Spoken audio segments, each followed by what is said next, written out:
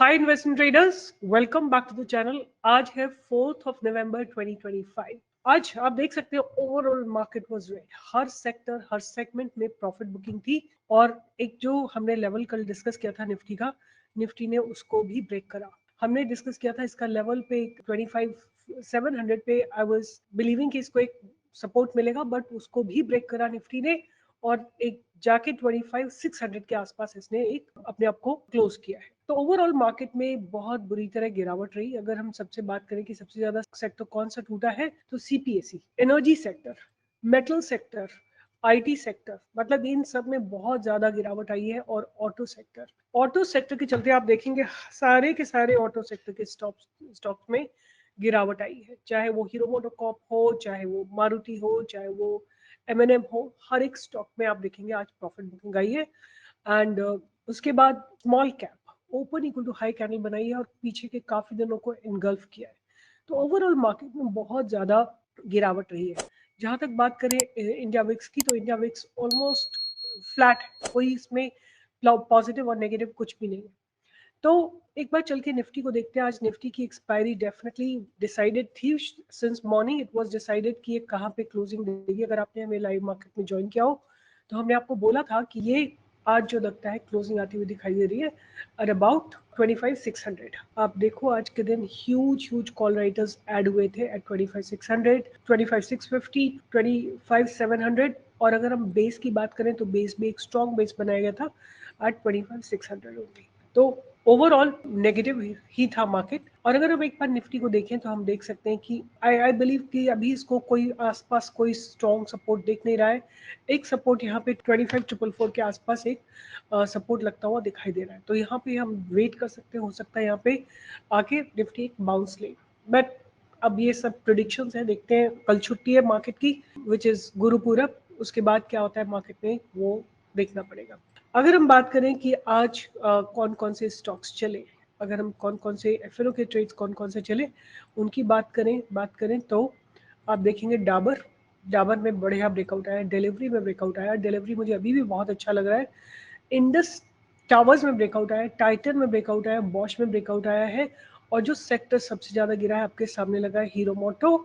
And आज मेरे radar पे क्या रहने वाला है उसकी बात करते हैं। तो सबसे पहले हम बात करेंगे एक स्टॉक की जिसका नाम है Escorts. I have already given the stock for a buy. It's Escorts Kubota. ये लोग ज्यादातर ट्रैक्टर्स बनाते हैं और ये भी बनाते हैं, जेसीबीज बनाते हैं लोग, राइट।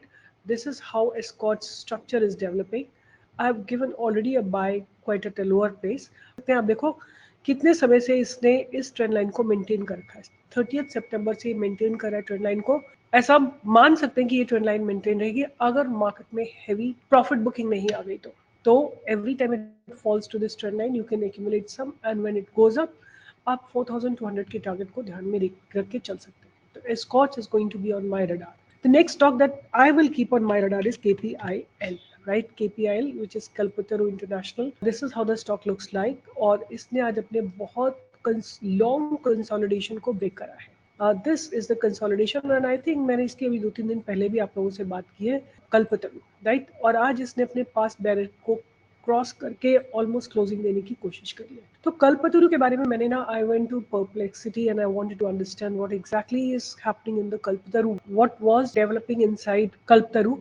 सो पहले चलते हैं फ्रीनो डॉक्ट्रिन पे और वहां पे देखते हैं कि केपीआईएल का मेजर वर्किंग स्पेस क्या है। 22,431 करोड़ की कंपनी है। P is about 27.3, ROC is about 16, ROE is about 9.96. They are into the power transmission they are in a global EPC player with diversified interest in power transmission and distribution, oil and gas pipeline, railways, biomass based power generation. So they are basically into power generation. इनकी sales की बात करें तो last 3 सालों में इन्होंने अपनी sales को डबल के आसपास किया है। ऑपरेटिंग प्रॉफिट्स की बात करें तो उसको 1.5 टाइम्स तो 100% किया है। उनके operating profit margin are stable. Net profit की बात करें तो उसको ये 2.5 टाइम्स तक लेके गए हैं। आप देखेंगे लगातार लास्ट कई क्वार्टर से इनका जो ईपीएस है वो ग्रो कर रहा है। और अगर हम बात करते हैं इनके सेल्स की ईयर ऑन ईयर बेसिस, तो इन्होंने लास्ट 11 ईयर्स में अपनी सेल्स को 3 टाइम्स से ज़्यादा किया है। और ऑपरेटिंग प्रॉफिट मार्जिन को भी 3 टाइम्स से ज़्यादा किया है, but operating profit margin are stable at 8 और 9%। आप इनका ईपीएस देख सकते हैं कि हर साल इन्होंने अपनी ईपीएस को ग्रो किया, at least for the last 23, 24, 25 until now the EPS is still growing. Reserves are increasing, so are their borrowings. दोनों increase हो रहे हैं, तो but borrowings are much lesser than the reserves. The net cash flow is positive, right? और अगर हम बात करें कि इनके डेटा डेज तो which have been stable in the 3 digits, and अगर हम बात करते हैं इनके प्रोमोटर्स होल्डिंग की, तो प्रोमोटर्स होल्डिंग ना आप देखोगे लगातार डिक्लाइन करी, ये एक रेड फ्लैग है।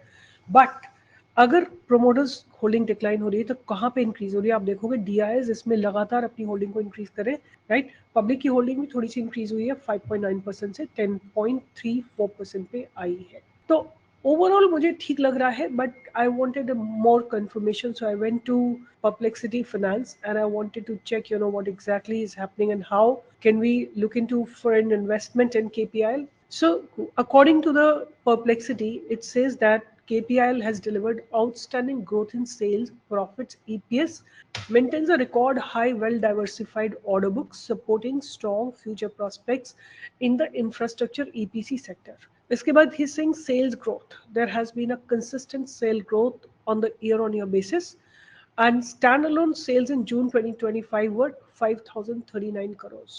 The March 2025 quarter showed revenue of 7,067 crores, which is up by 18% year-on-year basis.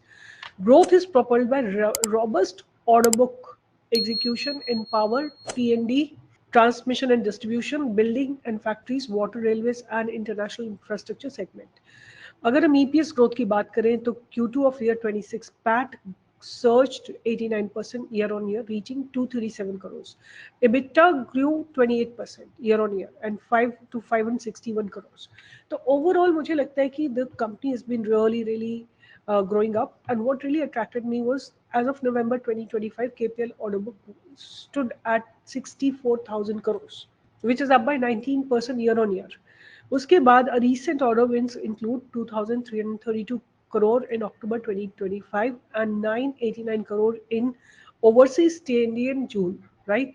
तो अगर हम फ्यूचर प्रोस्पेक्ट्स की बात करें, the company strategically placed to capture massive domestic and global infrastructure opportunities with the Indian power T&D market projected at 2.3 to 3.5 trillion over the coming years.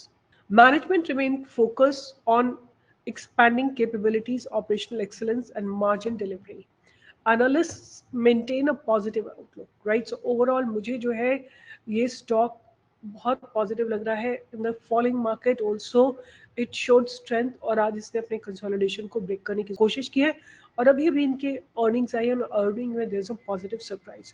तो KPL को आप definitely अपने रडार पे रख सकते हैं। और अगर बात करें इसका स्टॉप लॉस क्या रहेगा, तो आप देख सकते हैं लॉन्ग टर्म एक इसमें ट्रेंड लाइन मेंटेन हो रही है, आप इस ट्रेंड लाइन को ही अपना स्टॉप लॉस मानेंगे या एक्यूमुलेशन जोन मानेंगे। तो केपीआईएल अच्छे फंडामेंटल्स हैं, कंपनी ग्रो कर रही है, FIS DIIs have increase their position, तो इसको ध्यान में रखिए। फंडामेंटल्स अच्छे हैं, सब कुछ अच्छा लग रहा है।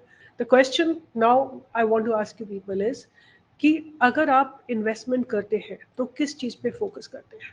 आपका पैसा है, right? What are the things that you focus upon? Please write in the comment box, because I want to understand your way of investing, right? तो आप क्या चीज़ें देखते हैं? आप ईपीएस देखते हैं, आप सेल्स ग्रोथ देखते हैं, आप रेवेन्यू ग्रोथ देखते हैं, आप क्या चीज़ देखते हैं? स्ट्रक्चर देखते हैं, कैश डिप्लॉय देखते हैं, क्या क्या चीज़ें आप देखते हैं? डोंट राइट कि आपको सुन के लिख देते हैं, नो।